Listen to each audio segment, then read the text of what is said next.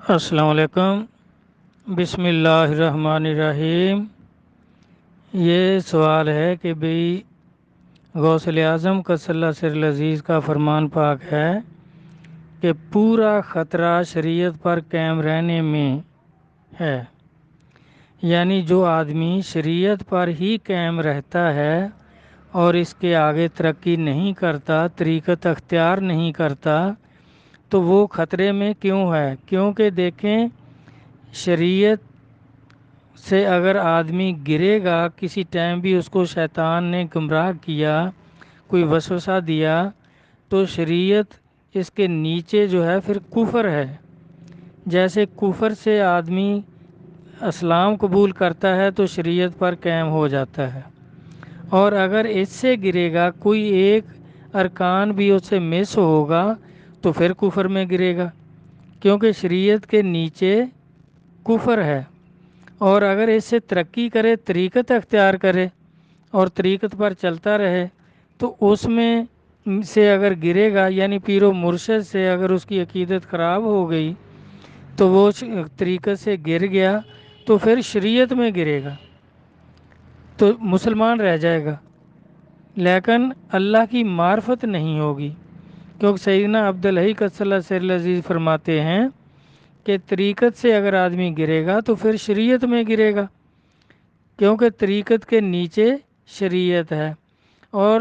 طریقت سے اگر ترقی کرے گا، اللہ کی معرفت کو پہنچے گا، اس سے اگر طریقت سے گرے گا تو شریعت میں گرے گا، لیکن مسلمان رہ جائے گا، وہ کافر نہیں ہوگا، کیونکہ طریقت جو ہے یہ نفلی حیثیت رکھتی ہے۔ جس طرح نفل پڑھو تو اس کا ثواب ہوگا، فائدہ پہنچے گا، آدمی پاک ہوگا، ترقی کرے گا۔ تو شریعت جو ہے یہ فرض کی طرح ہے کہ اگر اس سے گرا، کوئی ایک اس کا رکن بھی چھوٹ گیا تو پھر اس کے نیچے تو کفر ہے پھر۔ تو اس طرح غوث اعظم قدس اللہ سر العزیز یہی فرما رہے ہیں کہ جو آدمی شریعت پر ہی قائم رہا، اس نے طریقت کو اختیار نہیں کیا، تو اس نے اسلام کا مزہ نہیں چکھا، اس کو کبھی بھی اللہ کی معرفت، اللہ کا تعلق نصیب نہیں ہوگا، کیونکہ اس کے لیے پیر و مرشد اختیار کرنا لازمی چیز ہے۔ جس طرح سیدنا عبدالحی قدس اللہ صلی اللہ علیہ وسلم فرماتے ہیں کہ ہم پہلے سمجھتے تھے کہ یہ بیعت ہونا جو ہے، طریقت اختیار کرنا جو ہے، یہ بھی اسلام میں ایک جز ہے، لیکن آپ فرماتے ہیں کہ جب اللہ کی معرفت نصیب ہوئی تو پھر یہ ظاہر ہو گیا کہ یہ جز تو ایسا ہے، یہ کل کی حیثیت رکھتا ہے، کیونکہ اس کے سوا یعنی مرشد کامل اختیار کیے بغیر، جب تک کوئی آدمی مرشد کامل اختیار نہ کرے اور اس تعلیم پر نہ چلے تو اللہ کی معرفت ہو ہی نہیں سکتی۔ تو آپ فرماتے ہیں پھر تو یہ جز جو ہے یہ کل کی حیثیت رکھتا ہے، کیونکہ جب اس کے بغیر اللہ کی معرفت ہو ہی نہیں سکتی تو پھر یہ جز تو نہ ہوا، پھر تو کل ہوا۔ اور پوری سلامتی جو آپ فرما رہے ہیں کہ طریقت اختیار کرنے میں اس لیے ہے کہ طریقت اختیار کر کے جب آدمی مرشد کامل سے طریقت کے مطابق تصوف کی تعلیم حاصل کرتا ہے تو پھر اس کا قلب جو ہے وہ عرش ہوتا ہے، کیونکہ قلبی ذکر وہ قلبی تعلیم فرمائیں گے، قلبی ذکر فرمائیں گے تو قلبی ذکر کرنے سے قلب پاک ہوگا۔ جس طرح نبی علیہ الصلوۃ والسلام کی حدیث مبارک کے مطابق کہ انسان کے جسم میں ایک گوشت کا مچا ہے، جب وہ پاک ہو جائے تو پورا جسم پاک ہو جاتا ہے، اگر وہ غلیظ ہو تو سارا جسم غلیظ ہوتا ہے۔ اور میں یاد رکھو وہ انسان کا دل ہے، کیونکہ جب دل جو ہے وہ دل کے ذکر سے، قلبی ذکر سے پاک ہوگا، زبانی ذکر سے زبان پاک ہوگی، نیکیاں بنیں گی، قلب پاک نہیں ہوگا، اور جب تک قلب پاک نہیں ہوگا تو یہ اللہ کا عرش نہیں ہوگا، کیونکہ حدیث پاک ہے، نبی علیہ الصلوۃ والسلام نے فرمایا کہ مومن کا قلب جو ہے یہ اللہ کا عرش ہے، قلوب المومنین عرش اللہ تعالیٰ۔ تو اس طرح دیکھیں اس کی ایک ترتیب ہے کہ جب انسان قلبی ذکر سے اپنا قلب پاک کر لیتا ہے تو پھر یہ اللہ کا عرش بن جاتا ہے۔ جب اللہ کا عرش ہو جاتا ہے تو پھر نماز معراج ہوتی ہیں اس کی، کیونکہ سرکار میں مومن کی نماز معراج ہے۔ معراج اللہ تعالیٰ کو دیکھنے کو کہتے ہیں کہ جب اس کا قلب عرش ہوگا، پھر جب وہ شخص نماز پڑھے گا تو اپنے قلب میں اللہ تبارک تعالیٰ کو بھی دیکھے گا، پھر نماز معراج ہوگی۔ جب نماز معراج ہوگی تو پھر قرآن پاک کے مطابق بے حیائیوں سے بھی روکے گی، کیونکہ قرآن پاک میں اللہ تعالیٰ فرماتے ہیں کہ نماز بے حیائیوں سے روکتی ہے۔ اور آپ نے دیکھا ہوگا کہ جو شریعت پر قائم رہتے ہیں، طریقت اختیار نہیں کرتے، وہ نمازیں بھی پڑھتے ہیں اور بے حیائیاں بھی کرتے ہیں۔ تو دیکھیں قرآن تو برحق ہے، تو ان کی نماز نے ان کو بے حیائی سے کیوں نہیں روکا؟ اس کا مقصد یہی ہے، سارا واضح ہو جاتا ہے، کیونکہ ان کی نماز معراج نہیں ہوئی تھی، اس لیے بے حیائی سے نہیں روکا۔ اور جن لوگوں کی نمازیں معراج ہو گئیں ان سے کبھی کوئی بے حیائی سرزد نہیں ہوئی۔ اور ان کی نماز معراج کیوں نہیں ہوئی تھی؟ کیونکہ ان کا قلب عرش نہیں ہوئے تھے۔ اور قلب عرش کیوں نہیں ہوئے؟ کیونکہ وہ مومن نہیں تھے، انہوں نے مرشد کامل اختیار کر کے نور ایمان حاصل ہی نہیں کیا تھا، اس لیے وہ مومن نہیں ہوئے۔ تو اللہ تعالیٰ کے یہ وعدے جو ہیں یہ مومنوں کے ساتھ ہیں، مسلمانوں کے ساتھ نہیں ہیں۔ مسلمانوں کے ساتھ جیسے مولوی وغیرہ ہیں، ان کے ساتھ تو ایک ہی وعدہ ہے کہ جہنم میں بھر دوں گا۔ اللہ تبارک تعالیٰ فرماتے ہیں سورۃ بقر 78، 79، 80، 81 4 آیات ہیں کہ یہ جہنم میں جائیں گے جو قرآن پاک پڑھنا زبانی جانتے ہیں، حافظ ہیں، تویز گنڈے بیچتے ہیں، خرابی والی کمائی ہے، اور یہ اللہ تعالیٰ فرماتے ہیں یہ جہنم میں جائیں گے اور ہمیشہ جہنم میں رہیں گے، کیونکہ اللہ نے فرقوں سے منع کیا، یہ فرقے بنانے سے باز نہیں آتے۔ اور نبی صلی اللہ علیہ وسلم نے بھی صاف فرما دیا کہ بھی میری امت کے 72 فرقے ہوں گے۔ مفصل حدیث جو ہے وہ اس طرح ہے کہ آپ نے فرمایا کہ یہودیوں کے 70 فرقے ہوئے، سارے دوز کی، اور عیسائیوں کے 71 فرقے ہوئے، سارے دوز کی، اور آج میں میری امت کے 72 فرقے ہوں گے، سارے دوز کی ہوں گے۔ سنتین و سبعین فرقتن کلہ فی النار، کہ سارے فرقے جہنمی ہوں گے، 72 فرقے ہوں گے، سارے جہنمی ہوں گے۔ اور یہ اسی لیے کیونکہ یہ شریعت پر ہی رہتے ہیں، طریقت اختیار نہیں کرتے، پیر و مرشد اختیار نہیں کرتے، کیونکہ یہ سمجھتے ہیں کہ بس یہی سارا دین ہے، دین اسلام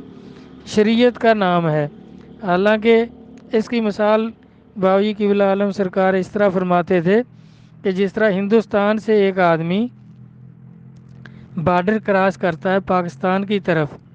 تو وہ بارڈر سے 1 فٹ اندر آ گیا تو اب وہ پاکستان میں آ گیا۔ اب اگر وہ یہ سمجھے کہ یہی سارا پاکستان ہے، اب میں پاکستان میں آ گیا ہوں، حالانکہ وہاں نہ کوئی شہر ہے، بارڈر سے تھوڑا ادھر اس نے کراس کیا ہے، تو اب وہ سمجھے کہ یہی ہے سارا پاکستان، حالانکہ وہاں نہ تو کوئی شہر ہے، نہ ہی وہاں صدر پاکستان ہے، نہ ہی جرنیل ہے کوئی، نہ ہی ڈی سی صاحب ہیں، وہاں کچھ بھی نہیں ہے، وہاں لکیر ہے بارڈر کی، اور اگر وہ چولستان کی طرف سے آیا تو وہاں چولستان ہے، نہ پینے کا پانی ہے، نہ کھانے کے لیے کوئی چیز ہے، تو اس طرح وہ سمجھے یہی ہے پاکستان، تو وہ اس کو دھوکا ہوا ہے۔ بھائی پاکستان میں تو آگے آئے گا، بڑے بڑے شہر ہیں، اچھے اچھے پارک ہیں، اور بڑے بڑے لوگوں کے پاس عہدے ہیں، اور ان کے کتنے اختیارات ہیں۔ بالکل اسی طرح جب اسلام میں آدمی داخل ہوا تو وہ اب شریعت پہ پابند ہو گیا، لیکن اب وہ کوئی ولایت کو نہیں پہنچ گیا کہ اب اس کو کوئی اختیارات نصیب ہو گئے یا اللہ کی معرفت نصیب ہو گئی۔ اس میں بھی بڑے بڑے مراتب ہیں، کتنے لوگوں کی وہ لوگ شفاعت کریں گے حشر میں، اور اس طرح ان کے کتنے مراتب بلند ہوں گے۔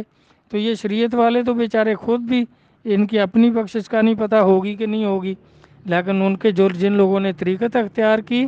اور اللہ کی معرفت کو پہنچے، ان کے صدقے میں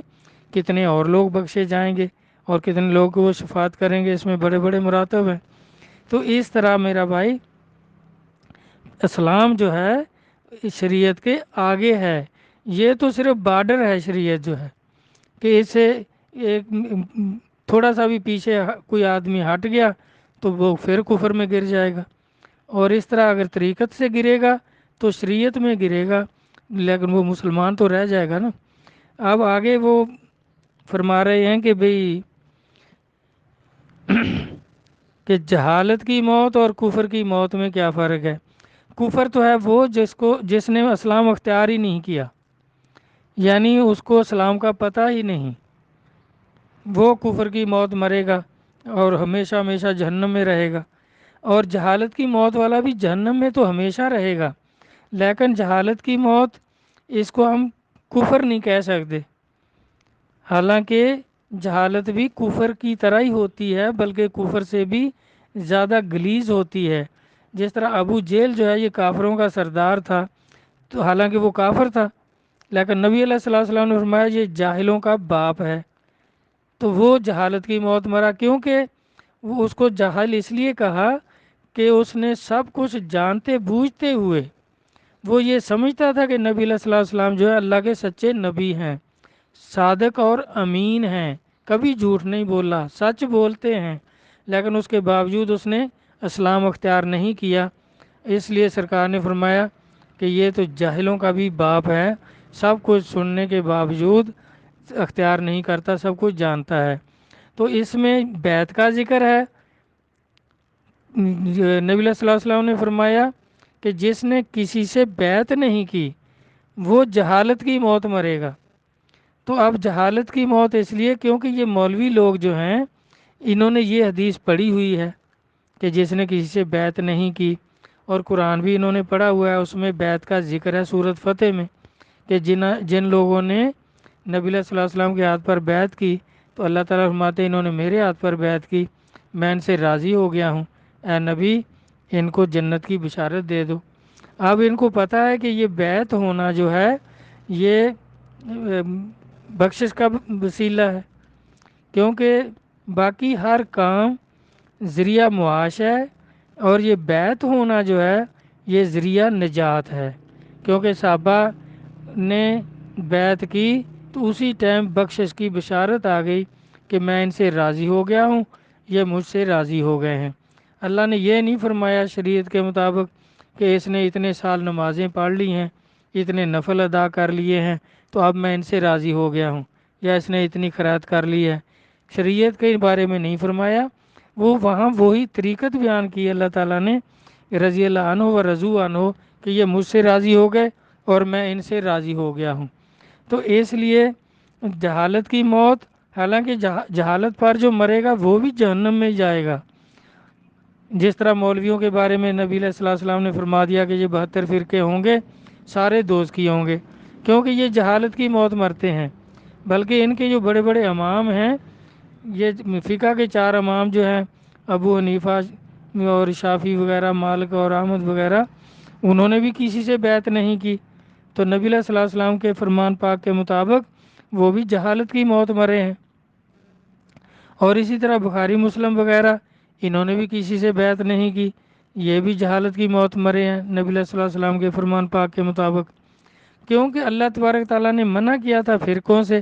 یہ فرقوں سے باز نہیں آتے مولوی لوگ جو ہیں، یہ ان کی جہالت ہے، کیونکہ قرآن پر عمل نہیں کرتے، قرآن کو پڑھتے ضرور ہیں، ان کو ترجمہ بھی کرنا آتا ہے، عربی کو بھی سمجھتے ہیں، لیکن اس پر عمل نہیں کرتے، ان کے عقائد جو ہیں وہ قرآن کے خلاف ہیں۔ تو اس لیے نبی علیہ الصلوۃ والسلام نے ان کو جاہل فرمایا ہے کہ جس نے کسی سے یعنی مرشد کامل سے بیعت نہیں کی وہ جہالت کی موت مرے گا۔ تو اس طرح یہ مولوی لوگ جو ہیں بیعت کرے بھی صحیح تو اپنے بڑے مولوی سے بیعت کرتے ہیں، حالانکہ مولوی تو پیر نہیں ہوتے، تو یہ پیر کے لیے تو اللہ کا ولی ہونا شرط ہے، اور کوئی قوم یا علم یا پیر کا باپ بیٹا ہونا یہ کوئی شرط نہیں ہے۔ ولی ہوگا تو ولایت کا علم پڑھائے گا، اور اس کی تعلیم پر عمل کرتے ہوئے جو وہ تعلیم کرے گا قرآن و حدیث کے مطابق ہوگی، پھر اللہ کی معرفت نصیب ہوگی۔ تو اس طرح میرا بھائی کفر کی موت اور جہالت کی موت میں یہ فرق ہے۔ امید ہے سمجھ آ گئی ہوگی، اگر کوئی چیز مبہم رہ گئی ہو تو پھر دوبارہ ارشاد فرما دینا، میں پھر عرض کر دوں گا۔ اللہ رسول قرآن و حدیث کو سمجھنے کی توفیق عطا فرمائے، آمین۔ اللہ حافظ۔